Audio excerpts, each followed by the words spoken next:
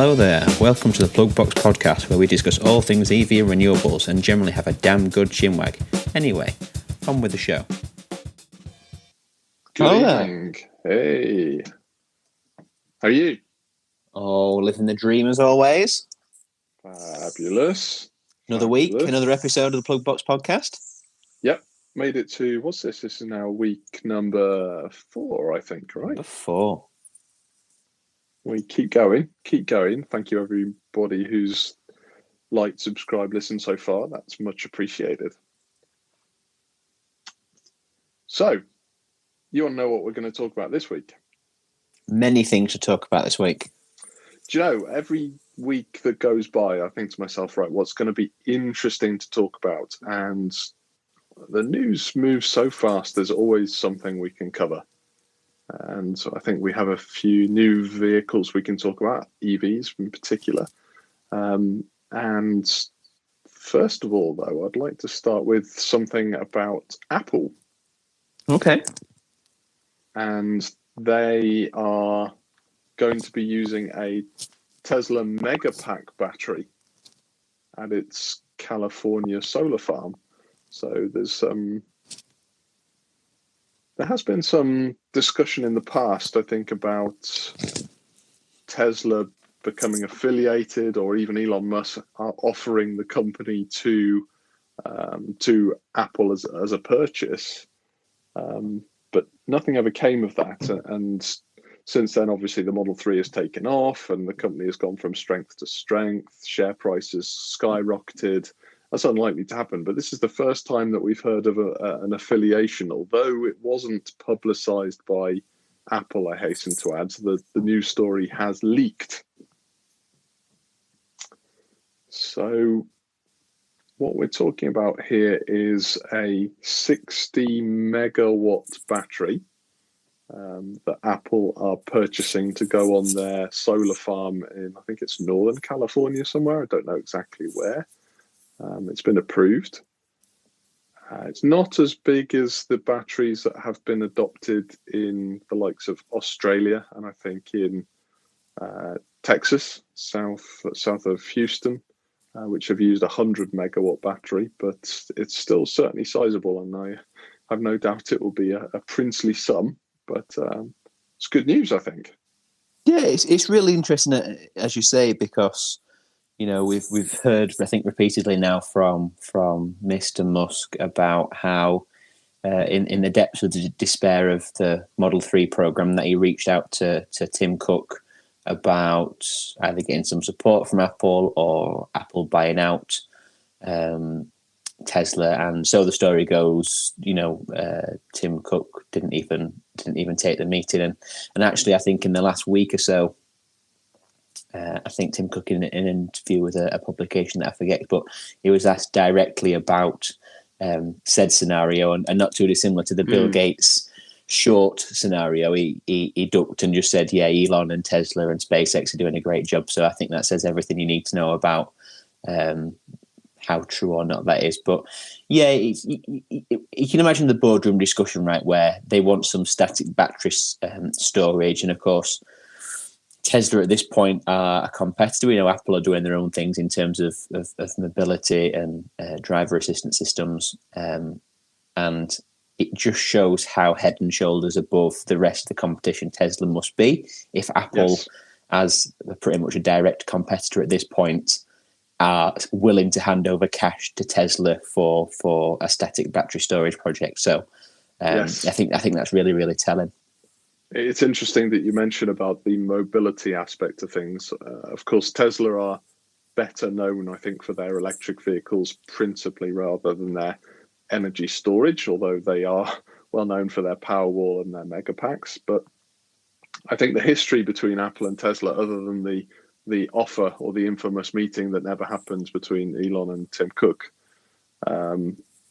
honestly, it's usually squabbling between the two companies, as they are often in the news about poaching each other's talent in terms of their people rather than their products or their features. So hopefully this will show, or maybe even become the start of some collaboration or some future activity together.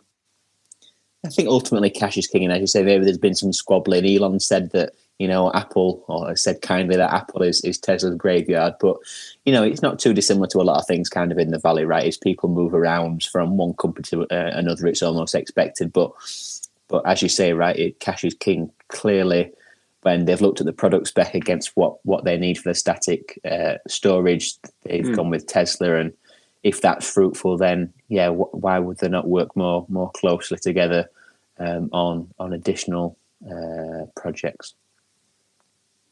Yeah, I think there are more and more of these mega packs being adopted around the world. I've already mentioned Australia and Texas, but I've heard of some going to Africa as well, which is great news. Obviously, plentiful supply of sunshine there that can keep them topped up. I think they're only going to go to strength, from strength to strength with these packs. Yeah, and it makes sense, right? Because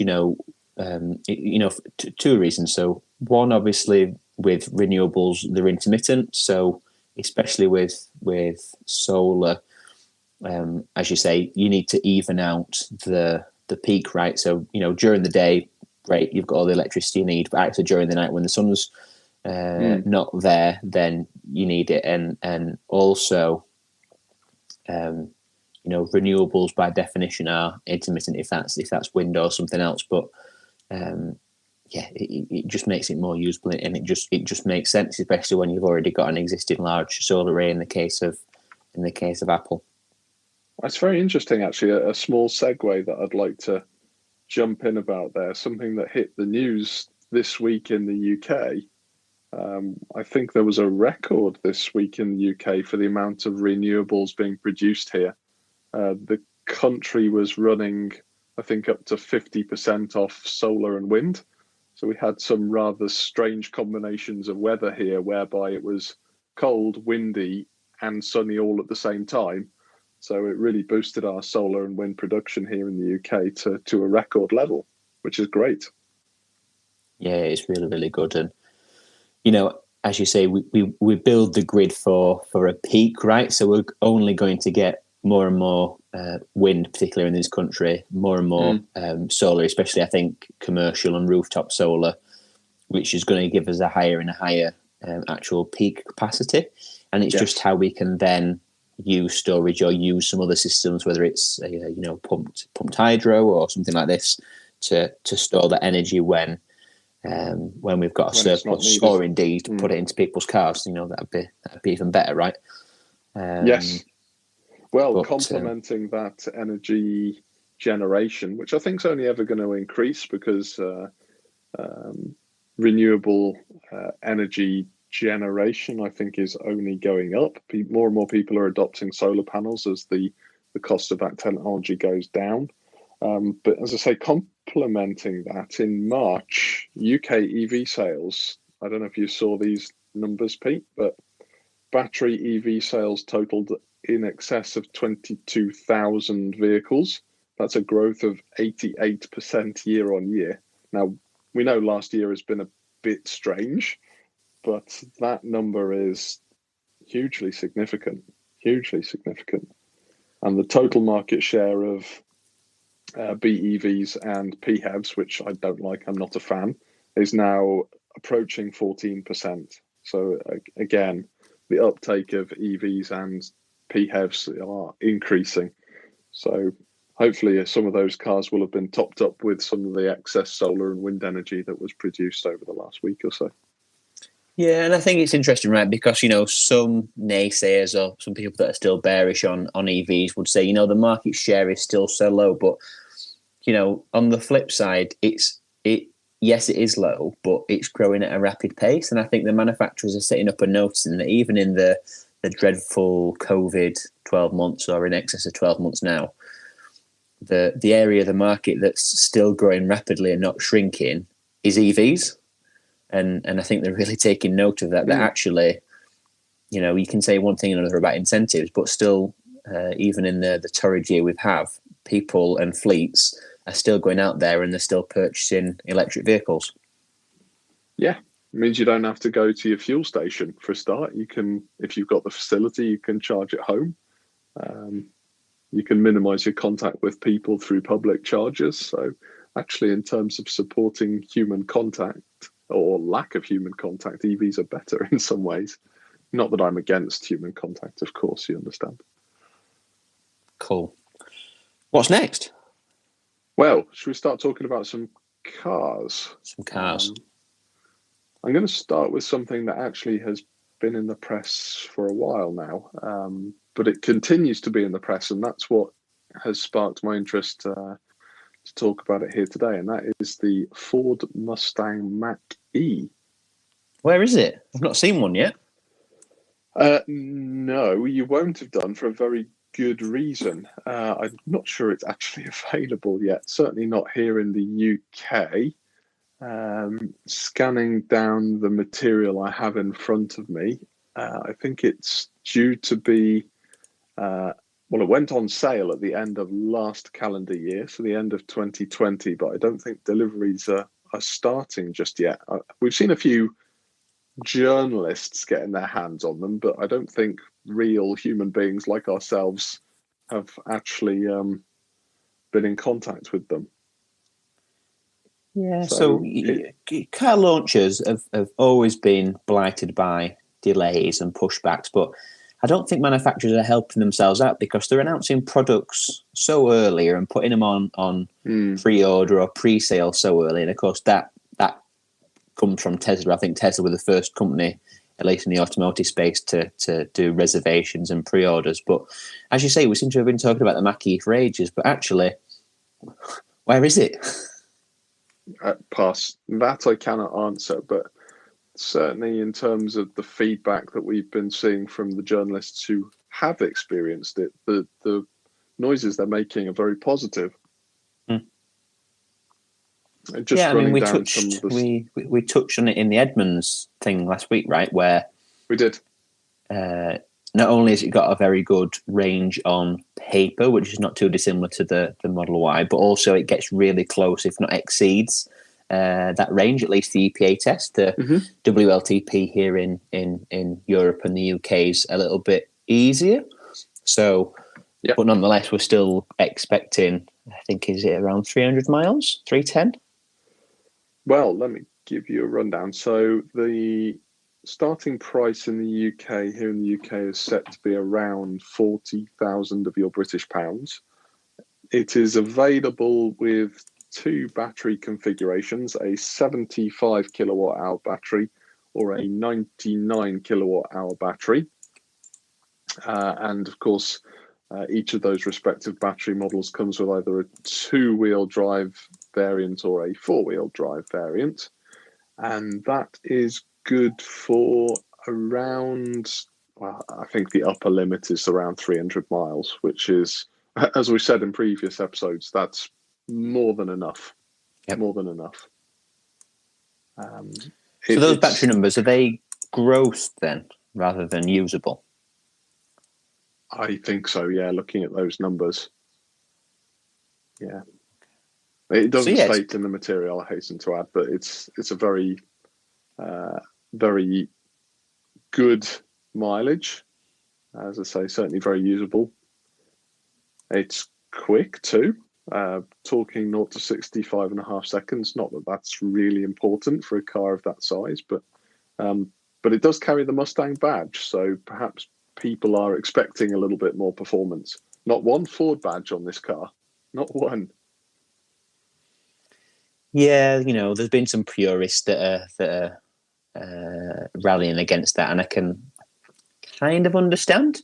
But at the same time, I think Ford are using it quite wisely because of the technology in it and because of where it's positioned in the market. It's a more expensive product, and maybe the Mustang badge can carry that better than what the Blue Oval can.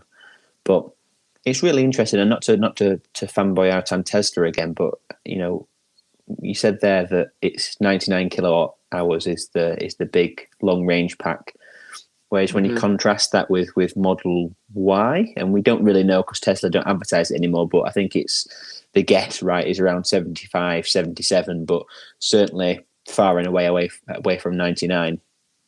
yet they're getting comparable range. So clearly Tesla are doing something right in terms of power management and efficiency compared to this. But nonetheless, it still gets, as you say, more than enough mileage. I'm just scanning through the material in a bit more detail as you speak there. 2 battery options, as I say. The larger one, they're saying if you go for the rear-wheel drive variant as opposed to the four-wheel drive variant, they're saying up to 370 miles between charges. I think realistically that's probably going to be 300, 320, but that they're big numbers. I'm not adverse to using the Mustang branding at all. Companies and countries haven't progressed by sticking with tradition. You've got to challenge convention and move things forward and evolve with time and technology. So I think it's a good move, actually, using the Mustang brand. It reminds me back in the day of Vauxhall launching the VX220. There wasn't a single Vauxhall badge on that car at all, but it was a great motor. Oh, you're showing your age now, Pete. Yeah, maybe I am, but I did like that car back in the day. I think one really important factor, and we touched on it maybe 1 or 2 episodes ago, is about the VW ID4, right? Is brand loyalty is a thing. There are people that get the same car from the same brand or will only go to one brand. So maybe someone that doesn't want a Tesla and has always had some description of Ford, maybe they've had a Focus or a Mondeo, or, more recently they've been in a Cougar. Maybe they will move into this car. You mentioned Mondeo, Pete. Sideways move. Mondeo, they're killing it. Should be wearing a black armband. Another car from my youth that's maintained almost throughout my whole lifetime, but yeah, sadly will be no longer. But anyway, sorry for interrupting. No, and I mean, again, using the Mustang name, right, is there's never been a Mustang crossover before. They chose not to make a saloon car. They chose not to make a coupe or a sports car. They chose to make a crossover because increasingly that's where the marketing's been shifting over the last 5 to 8 years. So name a car company that doesn't have a crossover these days. If you haven't got one, you're almost a nobody. Even very true. Ferrari, I understand, is going to jump on that bandwagon before long. Yeah, is it a Pure Song or Pure Sang?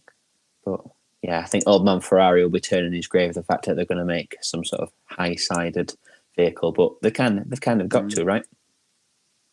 Yeah. I mean, they're following in the path of Aston Martin. They've taken that leap. Maserati, I think, have one, as does Bentayga from Bentley. Yep. Yeah, they've all got them these days. So, yeah, I'd like to get my hands on one of these to see what it's like. I've never been a big fan of Ford, but more than willing to give it a try and see what happens. Interesting that they've gone for the portrait screen on the interior, whereas Tesla have gone landscape in more recent offerings. Certainly the update of the Model S has gone landscape, like the Model 3. Remains to be seen. The interior is quite minimalist, but that's just trend at the moment, isn't it? Yeah, and even Ford themselves all but said that it was going to be a Model Y Challenger, right down to the product launch. Was it last year or was it 2019? Being at Hawthorne Airport in California, which is where, of course, Tesla do their product launches. So they were very clear on where they were setting their stall out to begin with, and fair play to them. I think it seems like a very good offering, maybe a bit pricey for a Ford, but as you say, marketed as a Mustang. Yeah, I think definitely a worthy competitor of Model Y. Certainly it will be when we get it in Europe. Still waiting for that. There are rumours I see on the internet about pre-orders for the European model in the summer, so July, August time. I guess that will become clearer when the plant in Germany gets closer to being ready. Sure. Okay. All right. Well, we've talked about Mach E as a relatively new offering. Let's go very fresh. Mercedes EQS. So this is a car that hasn't been unveiled yet. but will be on the 15th, so next week. It has, however, been in the news quite a lot. It's still camouflage, so we can't see what it looks like on the outside. Journalists have had some experiences with it. Interesting looking offering, Pete. I'm not sure. I'm not so sure about the styling, but I think one of the things they've released already, right, is that it's aiming to be or will be the slipperiest car, or the car, production car with the lowest coefficient of drag. I think it's 0.200. Whereas I think, again, not to always keep going back to Tesla, but I think the Model S is 0.208. So the styling clearly is driven by the wind tunnel. But as you say, it's not a full reveal until next week. But we've pretty much seen most of the meat of the car at this point. I think the interesting one is the range. Oh, yes. Yes. Go on, tell me about the range. I have the stats in front of me for this car as well.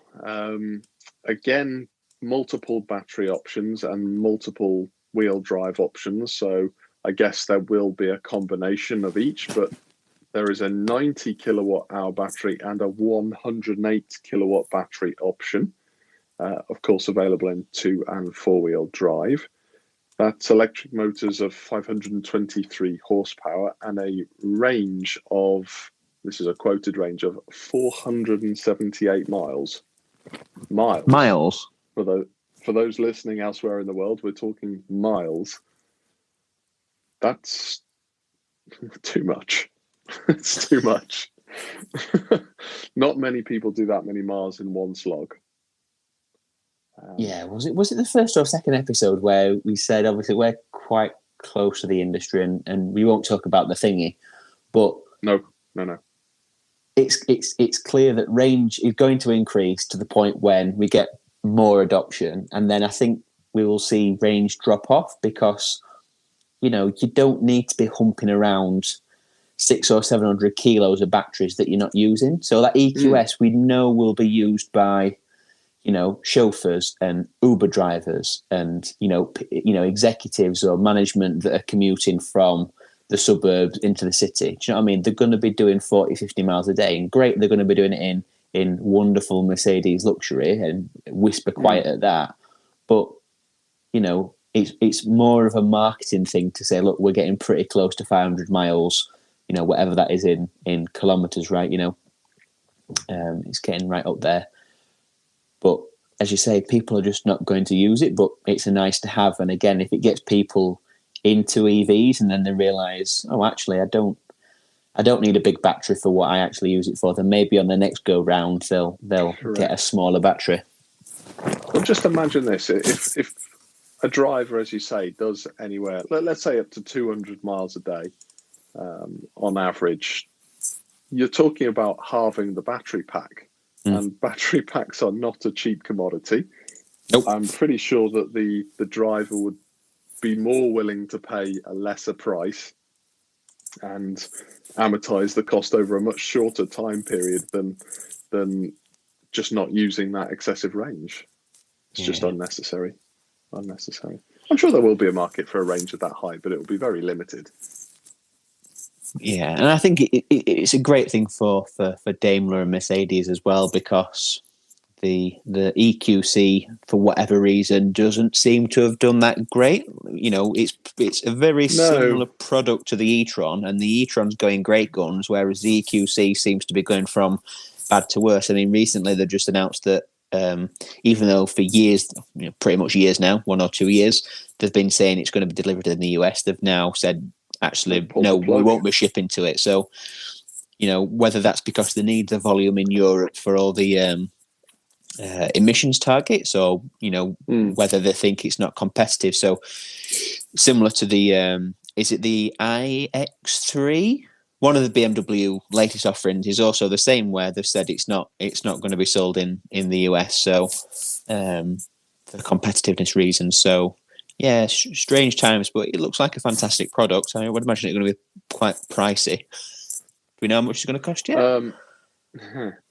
expected to start from 80,000 British pounds, but I have seen and heard a couple of journalists quote numbers upwards of £120,000. So it's expensive. Of course, with a battery pack that size, you're going to expect high numbers. Does charge quickly, up to 200 kilowatts, which is rapid. I think, though, that the USP for this car is not the exterior, which, even though it's still camouflaged, it's not going to be revolutionary, I don't think.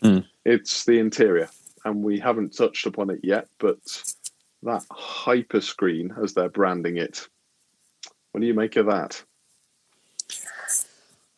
I mean, right off the bat, it's an option, right? The standard screen in the EQS is what you see in the current S class, right? Where you've got kind of the big tablet that's kind of 45 degrees in the middle, and the hyper screen. The thing for me is, I don't get passenger displays. Screen. No, it's not one screen. It's three separate screens, effectively, plus a head-up display. Cleverly packaged behind a nice gloss panel to make it look like one screen, but really it's just three panels behind translucent plastic.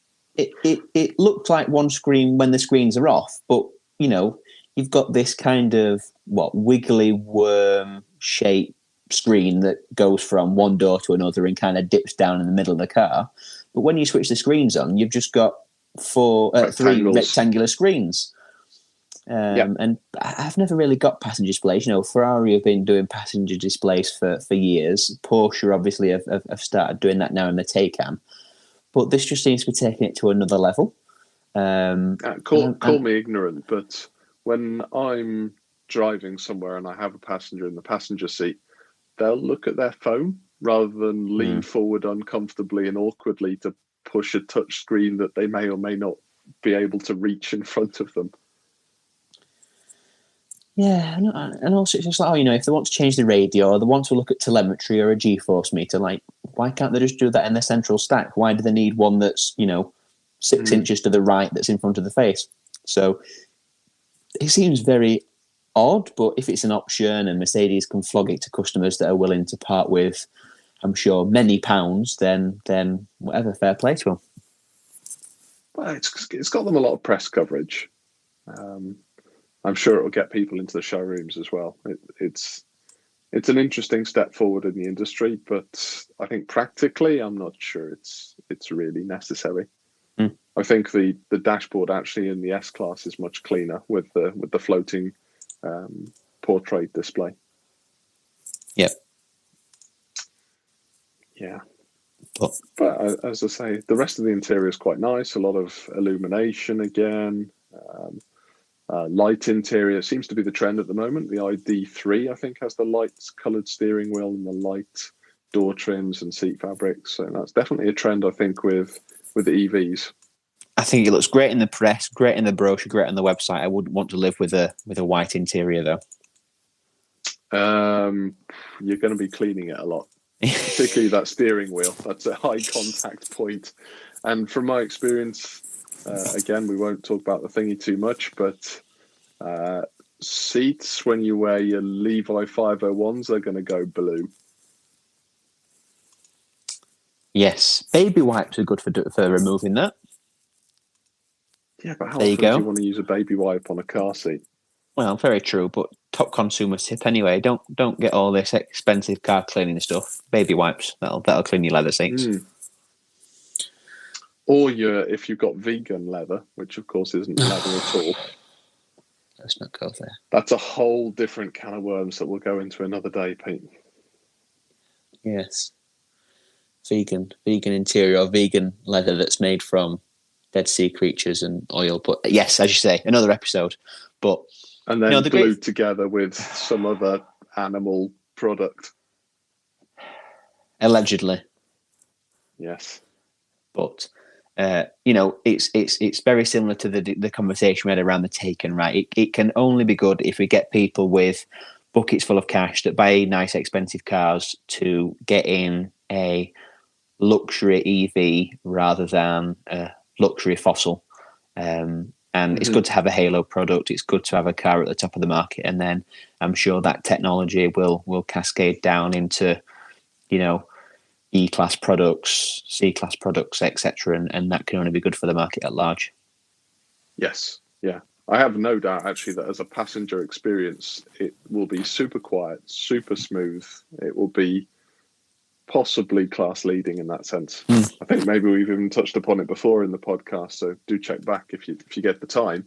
But I don't understand why it is some of the mega premium brands like your Rolls Royces aren't adopting EVs either, because they're a heavy car already, so a big beefy battery pack in one of those isn't really going to do a lot for the mass of the vehicle, and of course super quiet, and money's no object, as we know.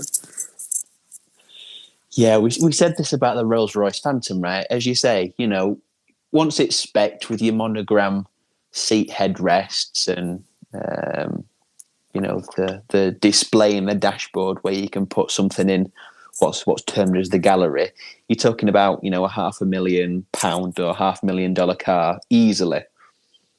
Makes the battery pack small fry. Yeah, so cost is not an object. As you say, the car is always, already the best part of 3 metric tons.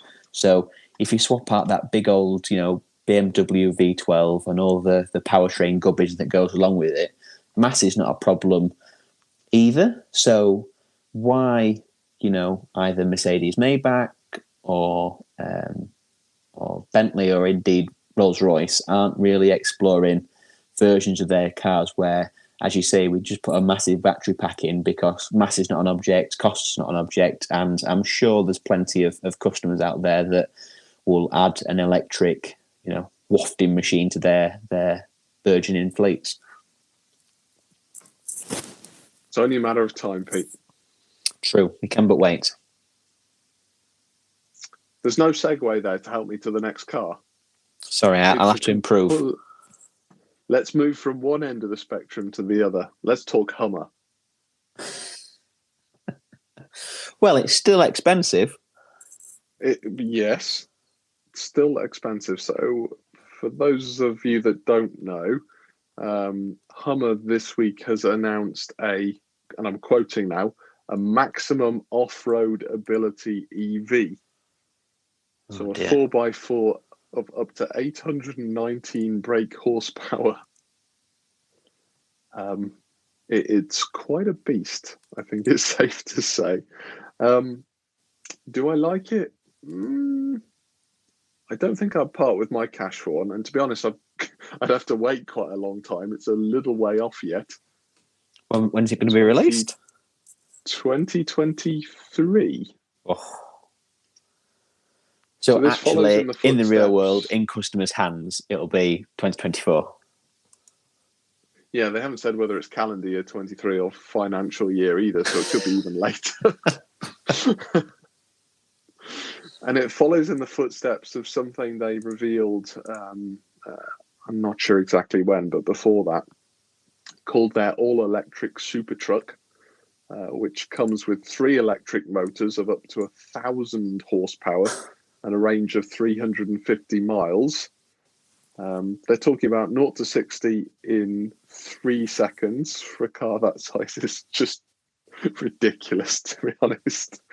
I think it's priced in the States at £61,000. I'm not sure what the equivalent is of that in dollars at the moment, but we are talking in excess of 15,500 Newton meters of torque for that car. That's absurd.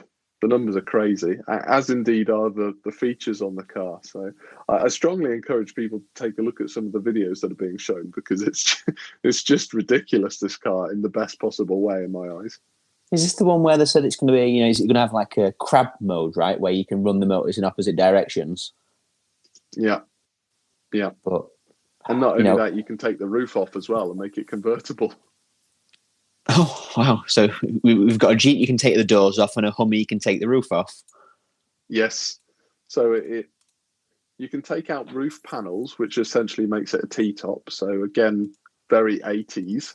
but then in the front seat area, you can then take the T-top out as well. So you've got this huge A-frame between the front, the driver in the front and the passengers in the back. But it's quite remarkable. I think you kind of got to ask sometimes where these spec wars are going to end, because, as you say, wheel torque is one thing, and that depends on gearing. So the 15,000 Newton meters sounds a bit high, but nonetheless, it's still going to be, more than attractive with the torque. Absolutely, yeah. And having 800 or 1,000 horsepower, it's like, how much, 1,000 horsepower car, even if it is a truck or an SUV, it only takes money to buy this car, right? You don't need any training or anything like that. And it's just like, where's it going to end? But clearly this is not going to save the planet, but arguably it's still better than having, one of these full-size SUVs that you get in the States. If somebody has to buy a car of this size, this shape, I would rather it was one of these than its gas guzzling equivalent. Yeah. And like the Chevy Suburban, right, that struggles to get into double-digit miles per gallon. When you're talking about the really expensive one, the Platinum or something, whatever the top grade is of a Chevy product, then yeah, of course it's better to have this. But it's still not going to save the planet. I don't think anyone needs this, but again, if it's a want vehicle, is it better to want an EV than want a gas guzzler? It has to be. Yeah. But not only that, I think I think GM are laying out kind of a product roadmap, right, on the back of kind of this Ultium platform or Ultium battery. Everything seems to have the Ultium prefix now. But I think very recently they've announced the Chevy Silverado, right, pickup truck EV, and of course, no doubt, what's going to go under this Hummer is also going to go under and in that truck. So definitely using that platform and that battery technology across a number of products in their brand portfolio. Yeah, I was going to say there's not an awful lot of details about the battery pack. They're talking about double stacked battery pack capable of charging up to 800 volts with a rate of 300 kilowatts. I think, frankly, they're going to need that. If it's going to be a big ass battery, they're going to need to charge it at a quick rate. Talking about a range of 300 miles. But the interesting feature on this is that it's got and I'm quoting again, an optional power station function, and it can be used as a way of powering external devices, even other EVs up to 6 kilowatts. So if your pal down the road has run out of charge, you can drive down the road and from your battery pack, you can charge his car or her car up to 6 kilowatts. Interesting. Or their car. Their car, yeah.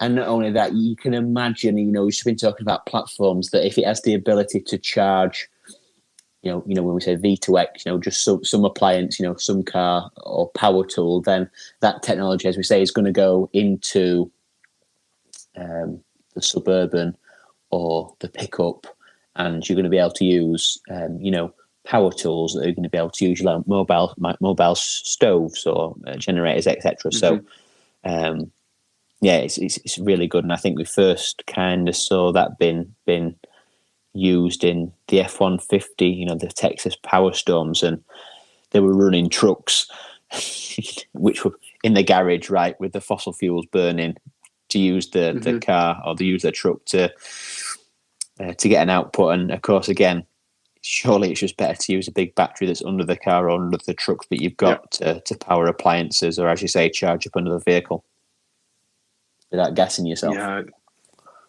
Yeah, that's beneficial. I mean, one of the technologies I'm most interested in, and I will be carefully watching over the next couple of years, is we've talked about it already, the vehicle to grid with CCS. So there are brands today that vehicle to grid operate with, but it's not so mainstream. I think it's safe to say. but I think it will be. And we know that VW have already announced it, and I think there are others coming as well. I think that might start to reduce the uptake of home batteries, and by that I mean wall-mounted batteries, because you're going to pay a sum of money for your vehicle that you use a fraction of the day. If you can use its battery storage at other times, it represents therefore more or greater value for money. You can charge it overnight at low peak and then power your house, your tumble dry, your kettle and whatnot during the day. Yep. And as you say, VW are looking into it, other manufacturers are looking into it, and I'm sure, I think it's the SAE, Society of Automotive Engineers, that kind of govern the consortium around CCS. So is it combo or combined charging solution? So I'm sure they'll be looking at a protocol that all these manufacturers that use CCS to enable that vehicle to grid, and that it's common across everyone that uses that standard. So yeah, I'm sure it'll be forthcoming quite quickly, as most manufacturers, as we mentioned in podcast prior, want to pivot to new revenue streams, and one of those is these virtual power plants, or using the battery packs that you've got to support your household, or to support something out on the road. Yeah, absolutely. Yeah, I mean, we've both got EVs, and we've been predominantly working at home now for a year. It would have been nice to be able to use that battery a little bit more than we have, get some benefit from it. Yeah, and it's a really interesting comparison, right? Because when you look at static storage at home, you're easily talking about £10,000 right, when it's all said and done, for a decent sized battery that's installed. But if you're paying 20, 30, 40,000 pounds for a car, the battery pack in that could be 4, 5, 6 times as big as the battery that you can pay £10,000 for. So yeah, just use what you've got. And as you say, that would have been nicer for the last year or so. Yeah. I mean, I think that will be the dream setup at home in years to come. A roof littered with solar panels, a car battery that can be used not only for transport but for in part powering your house, or potentially heating your house if you're talking about heat pumps. Yep. All right. That neatly brings us, I think, to the end of another week's podcast. Good place to finish. Yes. Please do take the time to like and subscribe. We are generating a podcast every week. We're going out live on stereo. Download the app if you want to listen to us live. You can indeed throw some questions to us live if you so wish.